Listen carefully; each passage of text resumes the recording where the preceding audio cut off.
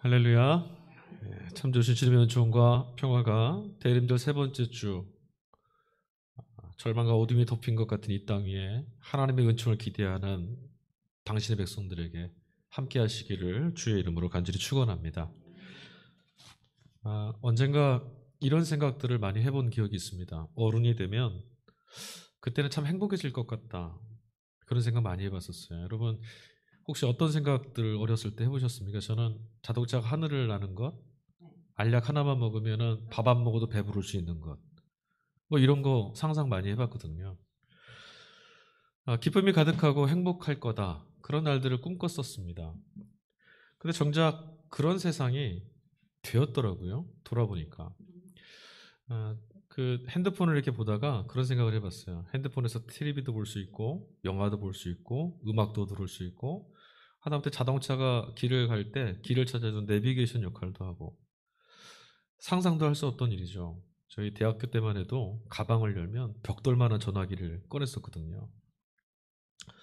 그런데 그런 세상이 되었는데도, 그렇게 꿈꿨던 세상이 오늘 현실이 되어서 우리가 살고 있음에도 불구하고 그런 세상이 되었다라는 안도감이나 만족감보다는 여전한 고통, 아픔, 상처, 그리고 눈물, 상실감들이 여전히 우리의 삶을 뒤흔들고 있다는 것을 우리는 떨쳐낼 수가 없습니다. 둘러보면 여전히 앞서 말씀드린 고통과 절망, 그리고 눈물을 흘리는 자들, 그렇게 오늘이 지나가기를 바라는 이들이 너무나 많다라는 사실, 그리고 많은 경우에 우리가 기껏 얻은 기쁨이라는 것들도 결국은 누군가의 불행을 담보로 얻은 것뿐이다, 이런 사실을 알게 되면, 그리고 부인할 수 없게 되면, 우리는 참 불행한 존재들이구나, 우리는 참 슬픈 존재들이구나 생각하지 않을 수가 없습니다. 우리가 성경에서 만나는 유대인들, 그들의 역사도요, 참 애통한 역사였습니다. 둘째 가라면 서러울 만큼 비극적인 시간이 가득한 그런 역사를 살아왔죠. 하지만 여러분 아시다시피 그들은 그런 현실 속에서도 매몰되지 않고, 그들의 현실 속에서도 계속 찾아오는 불행과 그 고통과 절망 앞에서도 그들은 그들의 서 있는 자리를 잃어버리지 않고 어둠의 시간을 뚫고 묵묵히 걸어왔습니다. 그 힘이 어디에 있었을까? 오늘 성경은 우리에게 이렇게 말해줍니다. 선지자를 통하여서 주어졌던 하나님의 말씀, 그들에게 하나님의 약속이 있다라고 전해진 그 말씀이 그들의 걸음을 지켜서 어둠을 떨쳐낼 수 있는 힘과 굳건하게 세워진 걸음으로 나아갈 수 있는 능력이 되어주었던 거죠. 여러분, 이런 비극적인 현실 속에서도 이스라엘 백성들은 그 하나님의 언약의 말씀을 듣고 꿈을 꿀 수 있었어요. 이런 세상이지만 자기네 힘으로는 도무지 벗어날 수 없는 절망의 땅이고, 세상 어디를 둘러봐도 좋은 날들, 아름다운 세상은 요원하기만 한 그런 절망적인 세상이지만, 선지자를 통해서 들려왔던 그 말씀, 이 말씀을 주신 하나님을 생각해 보니 여전히 공의가 흐를 수 있고 만민이 하나님을 찬양할 수 있는 기쁨의 날들이 여전히 소망으로 그들에게 남아있다는 것을 알게 됐습니다. 세상에 대해서 절망했던 것들, 넘쳐나는 그런 세상의 그 아픔과 절망 속에서 그들이 방황하고 쓰러지지 않고 다시 일어설 수 있었던 것은 신약 성경의 바울 사도가 갈라디아서 6장 14절에 말했던 것처럼 세상이 그들에게 이미 종말된 것과 같은, 세상이 나에 대해서 망하였고 내가 세상에 대해서 그리하였다고 했던 바울의 말처럼 세상에 대한 가능성, 세상에 대한 소망을 이미 다 종말로 고하고 난 이후에 자신들 앞에 펼쳐진 하나님의 시간, 자신들이 이끌어가시는 하나님의 역사를 바라볼 수 있는 그런 사람들이 되었던 거죠. 일독서로 우리가 읽은 이사야서 61장 말씀, 이 말씀 보면 선지자는 결국 종국에 이르러 하나님이 약속하신 약속의 핵심을 이렇게 설명합니다. 정의와 공의가 땅 가운데 가득 흐르고 만민이 하나님을 찬양하는 그 찬양이 솟아오르게 하나님이 하실 것이다. 정의로운 세상을 만들기 위해서 자신의 인생을 짊어지고 수고함으로 이고가는 사람들, 그런 사람들이야말로 진정한 하나님을 기쁨으로 찬양할 수 있는 그런 은혜를 입게 될 수 있게 되는 거고요. 또 그런 세상이 되기 위해서는 뒤집어서 말하면 반드시 하나님을 찬양하는 땅이 되어야만 한다라는 말씀입니다. 정의를 이루는 곳, 그곳에 하나님을 향한 찬양이 울려 퍼질 것이고 하나님을 향한 찬양이 넘쳐나는 그 땅에 정의가 이루어진다. 여러분, 사실 이것이 본질이고 핵심입니다. 우리는 세상과 우리의 삶, 우리의 어떤 것들을 통해서 이런 정의를 이루어보려고 하고 우리의 기쁨을 회복하려고 애를 씁니다. 세상에 드리워진 어둠을 걷어내보려는 것도 애쓰고 수고합니다. 그러나 인간이 참된 기쁨과 자유를 경험할 수 있는 길은 생명 대신에 하나님께 잇대어져 있는 것, 그것 말고는 없습니다. 왜냐하면 우리는 하나님께로부터 생명을 받은 존재들이기 때문에 그렇죠. 그러니 생명을 받은 우리가 생명이 상실되어가는 자리에서는 무엇을 아무리 몸부림친들 우리의 삶을 구원해낼 수가 없는 겁니다. 그런데 여러분, 세상은 어떻습니까? 우리를 하여금 하나님, 생명의 근원 대신 하나님께 잇대어져 삶을 길어 올릴 수 있고 기쁨과 평안으로 우리 인생에 주신 하나님의 은총과 은덕을 입으며 살아갈 수 있도록 하는 그 길을 세상이 그냥 놔두지 않습니다. 가로막고 있죠. 어떤 일로 우리를 가로막습니까? 출애굽하는 이스라엘 백성들을 출애굽하기 위해서 하나님이 부르실 때에 그들을 놓아주지 않았던 애굽의 바로처럼 세상은 여러분 우리를 하나님께 나아갈 수 있도록 놔두지를 않습니다. 그럼 우리의 바쁜 일상, 내일에 대한 염려와 근심, 누가 주는 생각일까요? 누가 강요하는 일들이죠? 노예처럼 바쁜 일상에 채이며 살아라. 하늘을 올려다보지 말고 집세기를 이고 진흙을 일구면서 벽돌을 쌓아 올려라 라고 누가 말합니까? 내일을 향해서 염려하고 근심하여서 너희의 인생과 삶을 구원해내라 누가 이야기합니까? 하나님은 그렇게 말씀하시지 않습니다. 그렇게 과잉된 일상, 너무나 바쁘고 지쳐가는 우리의 일상으로 우리를 자꾸만 몰아세움으로써 하나님께 나아갈 수 있는 걸음을 가로막아 세우는 게 바로 세상의 법칙이죠. 그러니 우리 삶이 허무로 떨어질 수밖에 없는 겁니다. 여러분, 여기서 벗어날 수 있는 길은 어디 있을까요? 여기서 벗어나서 충만한 기쁨을 누리기 위해서는 다시 말씀드리지만 하나님께로 이어지는 것밖에는 다른 소망과 가능성이 없습니다. 그리고 그러하기 위해서 필요한 것이 있는데요. 하나님께 이어지기 위해서 반드시 전제가 되어야 될 하나의 사건인데 그게 무엇이냐면 여러분 우리가 이것부터 정리를 해야 되는데 내가 누구인지를 찾아가 보는 겁니다.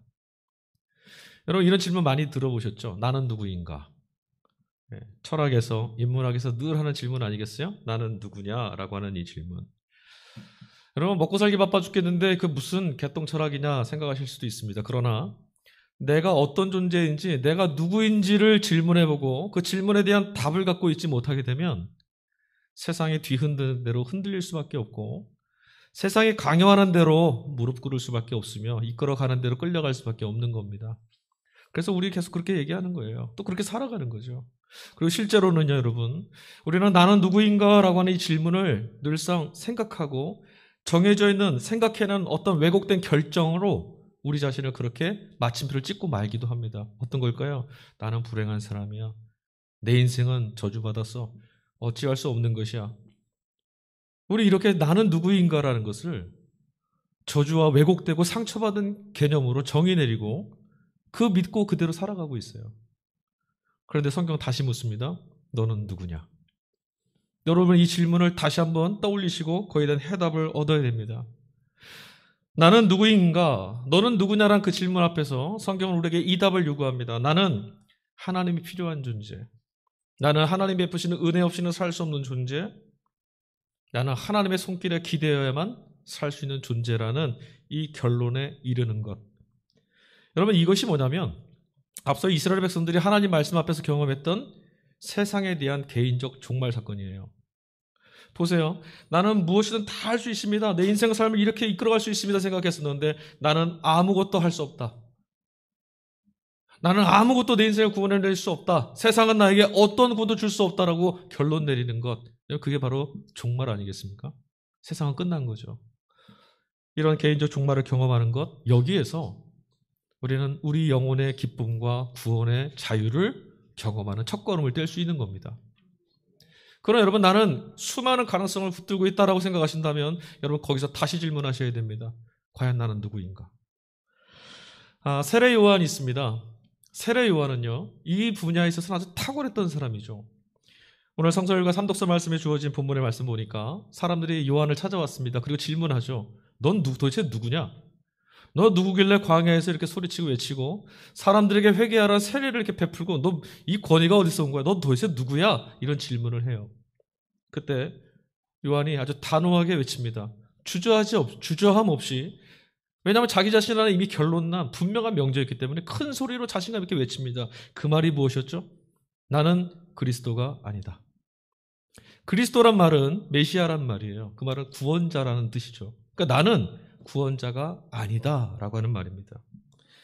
여러분, 사실 우리 역사 속에 흘러왔던 또 있어왔던 세상을 호령했던 수많은 제국들, 그리고 패권, 지금에 있는 수많은 강대국들, 나라, 이데올로기, 수많은 것들도요, 모두 다 지금 뭘 얘기하냐면 우리가 구원자, 우리가 그리스도가 되겠다, 이거 아우성치고 살아요. 무슨 말인지 아세요? 우리가 세상을 지도하겠다, 세상을 이끌어내겠다, 세상을 구원해내겠다, 이런 말 하는 거죠. 그리고 그뿐만 아니라 우리도 그런 세상의 법칙과 질서에 따라서 살고 있습니다.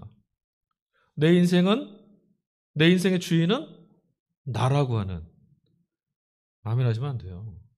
내 인생의 주인은 내가 되면 안 됩니다. 내 인생의 주인은 나라고 하는 그 질서 속으로 우리를 몰아세우고 있어요. 그리고 우리도 그 길을 달려가려고 애를 쓰죠.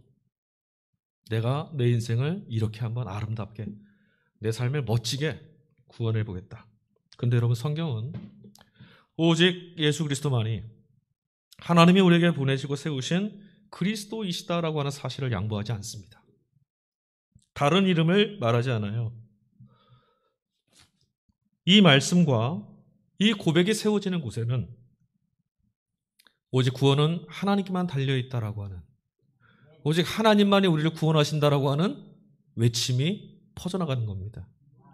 예수만이 그리스도이십니다. 이 말은 다른 구원의 가능성, 구원자는 없다라는 거고, 오직 구원은, 인간 구원은, 자유와 해방의 역사는 하나님만이 하실 수 있는 일이다 라고 하는 거예요. 그래서 여러분, 우리는 이 신앙의 고백을 자주 해야 돼요. 예수는 그리스도이시다. 우리는 저마다 무거운 짐을 짊어지고 살고 있습니다. 왜 그렇죠? 내가 주인이라 생각해서 그래요. 내 인생, 내 삶이니까. 포기하지 않는 거죠. 그래서 또 내 인생, 내 삶을 어떻게 해결해 갈까? 어떻게 나아갈 수 있을까? 짊어집니다. 그래서 무거워요. 그 때문에 인생살이가 하나님께서 우리 일상에 베풀어 주셨던 기쁨, 은혜 하나도 발견되지 않고 누리지도 못하고 후회와 절망 속에 살게 되는 겁니다. 여러분, 어둠에 속한 마귀가 이런 식으로요, 우리를 부추깁니다. 네가 주인이 되라. 네가 짊어지고 책임져라. 그래서 뭘 못 보게 하죠? 하나님의 은혜를 못 보게 합니다. 그래서 무엇을 하냐면 우리 영혼의 자유를 강탈해가고 뺏어가는 거예요. 나는 우울해, 나는 괴로워. 아니요, 그렇지 않습니다. 뺏긴 거죠. 하나님 우리에게 넘치는 생명을 주시는 분인데. 이 독서 말씀, 데살로니가전서 말씀인데, 5장 말씀인데, 잘못 말씀드렸네요. 세상이 우리에서 그런 자유를 뺏어갑니다. 뺏어가는데 여기에서 벗어나고 해방되려면 어떻게 해야 됩니까? 우리가 애를 쓰고 수고하면 수고할수록 이 덫에 자꾸 깊이 들어갈 수밖에 없어요. 애를 쓰면 애를 쓸수록 힘만 들고, 힘을 써본들 나아가지 않는 걸음 때문에 절망하게 되고, 그러니 더 괴롭게 되고. 여러분, 여기서 벗어나는 해방의 기쁨은 애를 쓰는 데서 있는 것이 아니라 딱 간단한 이 하나의 사실을 확인하면 됩니다. 주님은 나의 주인이시고 그분이 구원자이시며 그분 안에만 자유가 있다. 이걸 확인하는 거예요. 앞서 말씀드린 세례자 요한은요, 그리스도를 목격했던 사람입니다. 그가 말했었죠. 보라, 세상 죄를 짊어지고 가는 하나님의 어린 양이로다. 그의 눈에만 보였어요. 그의 눈에만. 모두 다 그리스도가 돼서 세상의 주인으로 살려고 하는 그 세상에 나는 그리스도가 아니다라는 것을, 세상은 나에게 종말되었다라고 했던 그 인식 가운데 믿음 안에 살았던 요한만 광야길을 걸어 들어오시는 예수님이 하나님의 어린 양으로 보였던 겁니다. 그래서 그는 행복했었어요. 그리고 그는 기뻤습니다. 왜요? 어둠이 드리워져 있는 이 세상, 절망만 가득한 이 땅에 하나님의 구원자가 찾아왔거든요. 그걸 보았거든요. 그게 얼마나 기뻤겠습니까? 하지만 여러분, 안타깝게도 우리는 세례자 요한이 경험했던 이 기쁨을 우리는 모릅니다.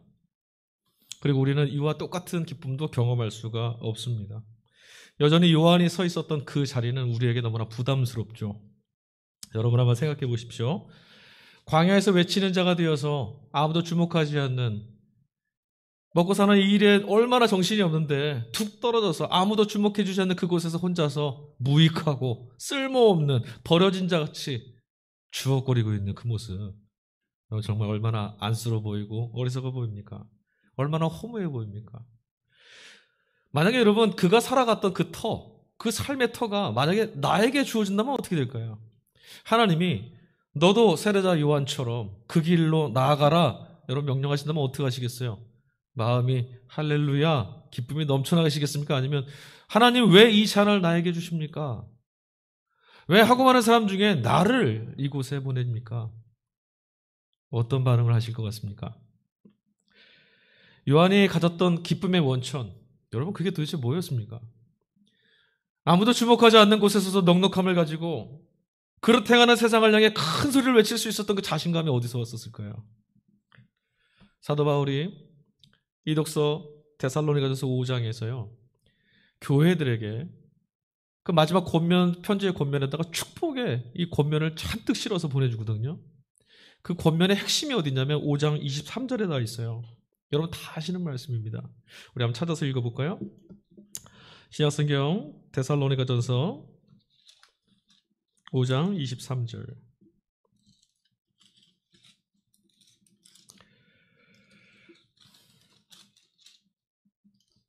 다 찾으셨으면 같이 읽어보겠습니다. 시작. 평강의 하나님이 친히 너희를 온전히 거룩하게 하시고 또 너희의 온 영과 혼과 몸이 우리 주 예수 그리스도께서 강림하실 때에 흠없게 보존되기를 원하노라. 아멘. 우리 주 예수 그리스도의 그날에, 그가 오시는 그날에 흠없이 보존되는 교회가 되기를 원합니다. 나는 여러분들이 그렇게 온전한 모습으로 주 앞에 발견되기를 소망합니다 라고 하는 축복의 말이죠. 그런데 바울이 그런 자들이 되기 위해서, 그런 교회가 되기 위해서 전제로 소개한 것들이 있어요. 우리 다 아시는 말씀들, 그 앞에 5장에 앞서 나왔던 그 모든 말씀이 그 앞에 전제에 해당되는데, 여러분 가장 잘 아시는 말씀이 뭐죠? 네? 16절부터 시작되는 16, 17, 18절 같이 읽겠습니다. 항상 기뻐하라, 쉬지 말고 기도하라, 범사에 감사하라. 아멘. 이것만 하면 된다는 거죠. 이렇게 살면 우리 주 예수 그리스도의 날에 흠이 없고 온전히 발견될 것이다. 나는 우리 모두가 이렇게 되기를 원한다 라고 바울이 얘기한 거예요. 정말 겨우 이 정도만 하면 되는 걸까? 이것만 해도 괜찮은 걸까? 이런 생각이 드는데 바울은 기뻐하고 기도하고 감사하는 일 앞에다가 사족을 하나 붙였어요. 어떻게 기도하라고 했습니까? 쉬지 말고 기도하고. 어떻게 기뻐하라고 그랬죠? 항상 기뻐하고. 감사는 뭐에다 감사하래요? 범사에 감사하래요. 범사라는 말은 모든 일입니다. 이게 우리를 어렵게 합니다. 항상 기뻐할 수 없죠. 네. 여러분 일주일간의 시간을 한번 돌아보시고 이 말씀에 한번 질문으로 바꿔서 스스로 질문해 보세요. 나는 항상 기뻐했었을까? 우리가 쉬지 않고 기도했습니까? 아무리 열심히 기도를 해도 멈출 때가 있고 바쁜 일에 내몰릴 때도 있고 처리해야 될 일도 있죠. 범사, 모든 일, 내게 주어진 모든 일에 내가 감사했습니까? 이게 우리가 그렇지 못하다라는 생각이 우리 안에 확 일어나니까 바울이 했던 이 말, 특히나 덧붙였던 이 말들이 자꾸만 우리에게 아득한 말로 다가오는 겁니다. 항상 기뻐하고 쉬지 말고 기도하고 범사에 감사하는 것, 우리는 쉽게 기쁨을 잃어왔었고 입에다가는 원망을 담고 살았죠. 성도라면 너무나 마땅하고 자연스러운 기도조차도 우리 앞에 찾아온 낭망하는 일 앞에선 너무나 힘겹고 어려운 일이었다라는 것이 솔직한 고백이죠. 여러분, 우리 신앙의 선배들을 한번 돌아봅시다.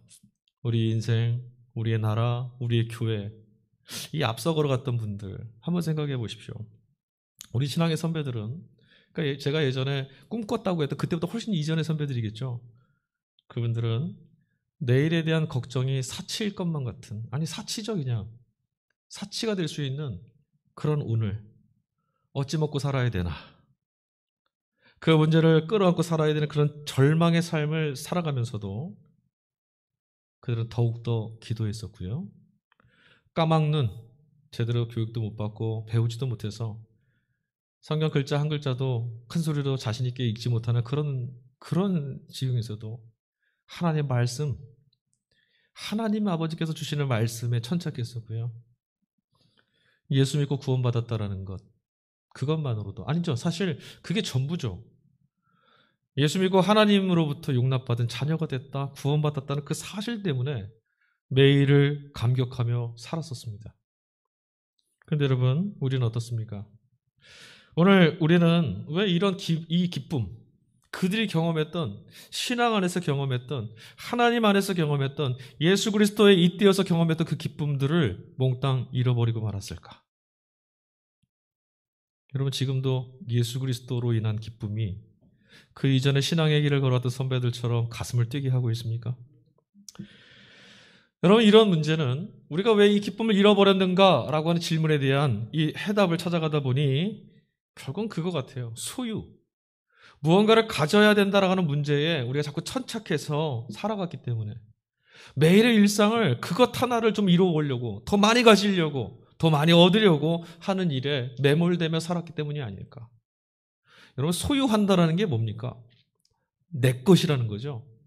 내가 주인 된다라는 사실을 드러낼 수 있는 가장 확실한 게 바로 소유입니다. 그래서 세상이 더 많은 걸 가지라고 말하는 거고요. 더 많은 걸 해내라고 하는 거예요. 하나님은 우리에게 소유하라고 말씀하시지 않아요. 모두가 다 하나님 거예요. 근데 하나님 우리에게 이것이 네 것이라고 이미 말씀하셨어요. 우리에게는 이것도 가지고 저것도 가지고 할 게 없어요. 모두가 다 하나님이 주신 거예요. 그런데 소유하라 말하는 이 세상의 질서와 강요 속에서 이런 삶에 순응하다 살다 보니까 여러분 어떻습니까? 삶이 너무나 바빠지고 복잡해졌어요. 시간을 조금만 뒤로 돌아가서 생각만 해보세요. 가질 게 많이 없던 시대에는 그만큼 바쁘질 않았어요. 영혼의 여유가 있었다는 거죠. 하늘도 올려볼 수 있었어요. 내 힘으로 할 수 없는 그것에 역사하시는 하나님을 향한 기도할 수도 있었고, 말씀을 우리에게 어떻게 다가오고 계시는지를 귀 기울일 수도 있었는데, 소유 문제에, 소유라고 하는 패러다임에 딱 갇히고 난 이후부터는 너무 바빠졌어요. 그리고 복잡해졌죠. 이런 시대를 소비의 시대라고 합니다. 마구마구 얻은 다음에 마구마구 사용하고 써서 없애버리는 거죠. 소비의 시대가 되고 나니까 기쁨도요, 우린 꼭 이런 것만 찾아요. 일회용품처럼 잠깐 만족 줄 수 있는 것들, 우리 그거 찾아 헤맵니다. TV를 보고 채널을 돌리면서 사람들을 막 웃겨주는 그런 예능 프로그램에 마음을 뺏기죠. 왜요? 일회용품 같은 기쁨이라도 발견해 보려고. 그러다 보니 우리가 참 못하는 게 있습니다. 힘겨워하는 게 있는데, 바삐 돌아가는 세상 속에, 소유의 문제에 천착하는 세상 속에서 우리가 제일 못하는 게 뭐냐면 기다리는 겁니다. 우리 기다림에 참 힘겨워합니다. 무엇보다도 하나님 말씀과 약속의 성취라는 기다림에 우리는 너무나 어려워하는 신세로 전락하고 말았습니다. 하나님으로부터 주어지는 약속도 기다릴 수 없는 우리가 되어버린 거죠. 원래는 본디 인간은 하나님께 잇대어져 그를 만나고 그를 붙들고 그 안에 있을 때만 행복한 존재라고 했는데, 하나님이 주신 약속도 기다릴 수 없는 그런 신세가 된 거예요. 그게 어려워가 아니라 우리가 그런 지경이 된 거죠. 기다림이란 말은요, 내가 지금 통제할 수 없는 어떤 것, 상황에, 어떤 문제 앞에 내가 놓여 있다는 말입니다. 내가 통제할 수 있다면 기다릴 게 뭐 있어요? 그냥 하면 되죠. 내가 하면 돼요. 내가 할 수 없다. 즉 나는 그리스도가 아니다. 나는 주인이 아니다라는 증거로 주어지는 신앙의 삶이 기다림입니다. 그런 여러분에게 기다림이 있다라는 것, 하나님의 행하신 일들을 기다리고 있다라는 것은 맞습니다. 나는 그리스도가 아닙니다라고 하는 고백과 같은 거예요. 그러니 하나님이 이루어 주십시오. 그러니 주님 긍휼을 베풀어 주십시오라고 하는 고백인 거죠. 내 뜻대로 할 수 없는, 내가 주인이 아닌 이미 종말을 구한 삶에서 우리가 할 수 있는 게 도대체 뭐가 있겠습니까? 우리가 할 수 있는 것은, 종말된 세상에서 할 수 있는 것은 하나님의 은혜를 갈망하고 기다리는 것밖에 없어요. 성경은, 성도는, 믿음으로 구원받은 하나님 백성들은 이 자리에 서 있는 자들이라고 말합니다. 은혜는 어떤 것입니까? 하나님께서 주시는 것, 하나님께만 속해 있는 것, 하나님만이 행하실 수 있는 것, 이게 은혜거든요. 은혜는 넘치는 기쁨입니다. 세상에서 우리가 경험하는 잠깐 채널을 돌렸다가 채널을 끄면은 다시 만나지 못한 그런 기쁨이 아니라 하나님이 우리에게 주시는 기쁨인 거죠. 그런 여러분, 은혜를 갈망하는 사람이라면 기다림에 익숙해져야 되는 겁니다. 그 자리가 어디냐면 기도죠. 하나님은 기다림을 통해서 스스로가 주인이 되려는 그 허위를 벗어내고 하나님만을 바라보게 하시는 분이세요. 기다림을 통해서 뭘 하게 하신다고요? 당신이 구원이심을 알게 하시고 그 구원의 진정한 기쁨을 발견하게 해주시는 거예요. 여러분, 은혜를 갈망하는 자들이 어디에 익숙해져야 된다고요? 기다림. 그래서 우리 기도해야 되는 거예요. 성도가 기도해야 되는 것은 하나님을 기대하는 자리에 서 있는 거거든요. 갈망하는 이들에게, 구하고 찾고 있는 이들에게 아낌없이 주시겠다고 했던 하나님, 그 하나님이 계심으로 우리는 기다림의 자리를 지켜갑니다. 다시 이사야서로 한번 가볼까요? 이사야가 아까 뭐라고 말씀했다고 그랬죠? 하나님이 이루실 세상, 온 땅에 정의가 넘치고 하나님을 향한 찬양이 솟아오르는, 곳곳마다 솟아오르는 그런 날, 어떻습니까? 생각만 해도 가슴이 막 벅차오르지 않습니까? 이미 우리는 이런 날이 불가능하다는 걸 정리 내린 사람들이잖아요. 세상에서 무엇을 해도 이런 세상은 오지 않을 거야. 정권이 바뀌고 과학이 발달하고 문명이 발달하고 먹고 살만해져도 이런 일들은 이루어지지 못할 거야. 그래서 우리 마음이 자꾸 허무해지잖아요. 그래서 하나님을 통해서 이 말씀을 우리가 들려왔어요. 하나님이 이 일을 이루실 거다. 정의가 강같이 흐르고 공의가 하수같이 흐르며 온 땅의 모든 이들이 하나님을 진정으로 기뻐할 수 있는, 진정한 기쁨의 찬양을 올려드릴 수 있는 세상이 올 것이다. 얼마나 가슴이 뜁니까? 사랑하는 성도 여러분, 우리 각자가 기다림의 사람이 되어서 하나님의 은총을 구하며 살고 있다면, 은총의 빛이 우리 가운데 오고 있음을 바라보고 살고 있다면, 어둠 속에서 빛을 잃지 않고 살아갈 수만 있다면, 항상 기뻐하고 범사에 감사하고 쉬지 않고 기도할 수 있는 그 힘은 여러분 사실 우리 안에 없습니다. 그러나 우리의 삶을 기쁨으로 나아갈 수 있도록 우리를 비추어 주시는 빛이 있죠. 생명의 빛이 우리에게 지금 찾아와서 우리로 하여금 항상 기뻐하고 범사에 감사하고 쉬지 않고 기도할 수 있는 이 기다림과 소망의 자리로 인도하시는 그 빛이 있다라는 거예요.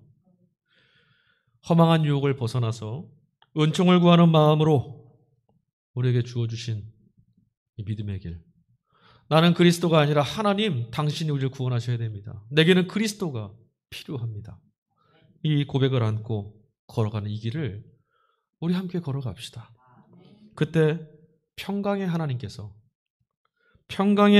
그런 이들의 걸음을 항상 기뻐하고 범사에 감사하고 쉬지 않고 기도할 수 있는 삶의 자리로 지켜내 주실 것입니다.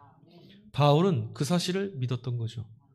그래서 데살로니가 교우들에게 그리스도 예수의 날에 흠없이 보존되기를 갈망하면서 이 일을 이루실 평강의 하나님, 그를 바라보라고 우리에게 말씀해 오는 겁니다. 그러니 사랑하는 교회 여러분, 대림의 이 기간, 이제 3주차가 시작되는데 대림절의 이 기간만큼은 마음과 영혼을 다하여서 우리 영혼을 드높여서 우리 주님을 주목합시다. 그리고 우리에게 주어진 이 어둠의 시대 안에서도 적어도 우리에게 주어진 그 자리에서 우리는 하나님의 언약의 말씀이 성취되는 것처럼 하나님을 향한 찬양을 드높입시다. 이 믿음의 끝에서 모든 민족이 기쁨에 겨워 환희에 벅차 하나님을 찬양하는 그날, 우린 그리스도 예수와 함께 더불어 이 날을 보게 될 것입니다. 이 약속을 받은 우리는 복되고 행복한 사람들입니다.